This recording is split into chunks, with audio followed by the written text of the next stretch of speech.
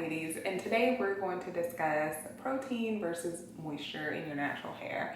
And I apologize if I'm a little bit less energetic today, but it is toward the end of the day, so I'm just relaxing and trying to enjoy my moments before I start another busy week at work.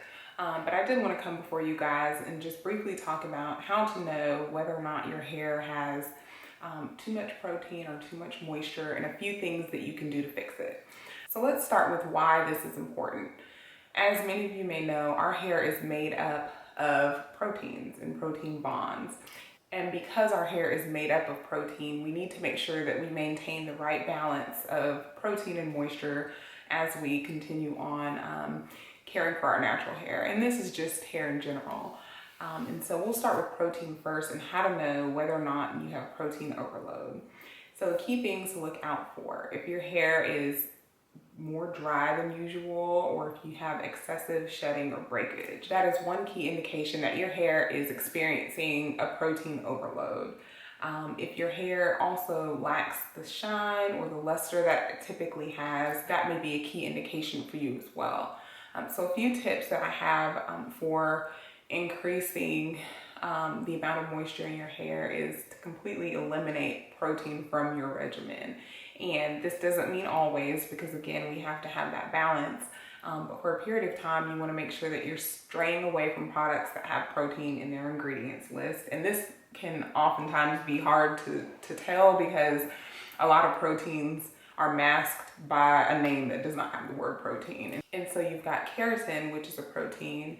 You have silk proteins, wheat proteins, that has the name in it, and so that'll be easier to tell. But then you also have something called hydrolyzed collagen that is considered a protein. And so you want to be very careful and make sure that you're looking at your products and their ingredients to ensure that there are no proteins in it when you are trying to overcome a protein overload. So another tip that I have is to do a moisture-rich deep conditioner. And I would just recommend grabbing some products out of your kitchen, maybe some that you know have humectant properties like honey, and you can create your own deep conditioner to overcome that dryness and brittleness. You can also do a deep treatment to your hair using steam, and steam is going to help open your cuticles and allow that moisture to really penetrate your hair strands. And one of the most important tips is to do low manipulation styling. When your hair is in that dry and brittle state, you do not want to be over manipulating it and using combs and tools and brushes to get through your hair, because you're just going to cause excess damage that we don't want, right? So I would recommend, just putting your hair in a bun or twist or braids or something to keep it put away until you feel like you've reached a good balance. And so to go into moisture, a few things to look out for to know if you've got moisture overload is, one, if your hair just feels soggy and limp and gross, like it just feels like just mushy. It's got a mushy texture. And if you're experiencing any of that, that's one way to know that your hair has just had too much moisture and you need to implement a protein treatment or do something to help get it back on the right track. Another thing is if you're experiencing low elasticity, and if you take a strand of your hair and you stretch it and then let go and it does not bounce back to its original coil or original curl pattern, then you may be experiencing low elasticity. And so that's also a way to tell. If you stretch your hair out and it just kind of stays in that stretched out state and it doesn't bounce back and retain that coil, that's one way to know that you've got moisture overload. And another way to know that you've got moisture overload is if you can't retain moisture. If your hair just stays dry constantly, you cannot retain moisture.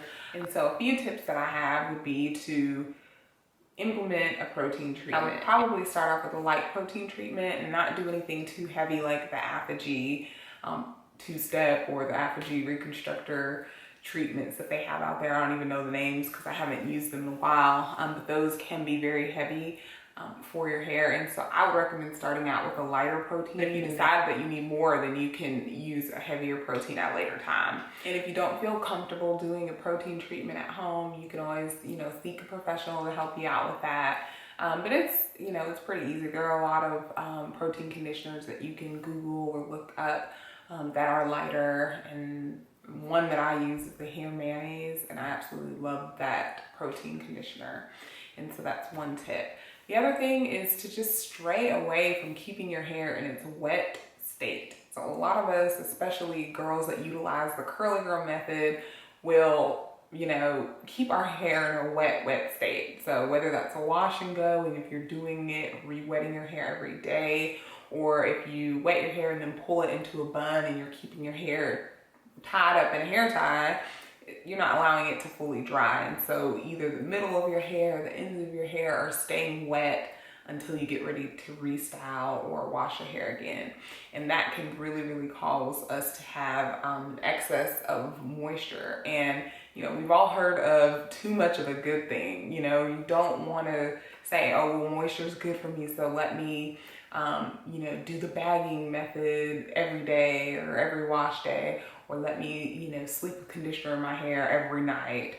That's not what we want to do. And those are the things that I do for my natural hair. There's not really an exact science to it. You just kind of have to play around with your hair, try different products, try different methods, and you should know, though, by feeling your hair and touching it, you know, you should be able to tell what it needs.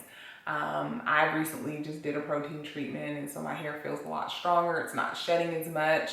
The shine and the luster had returned. I mean, I went on a 3-week stretch where I was neglecting my hair, and so I had to do that to kind of get it back on track. And then I typically will kind of alternate my conditioners. I'll do a protein treatment, maybe one wash day, and then switch to moisturizing deep conditioner the following 2 wash days, or just kind of every other, just depending.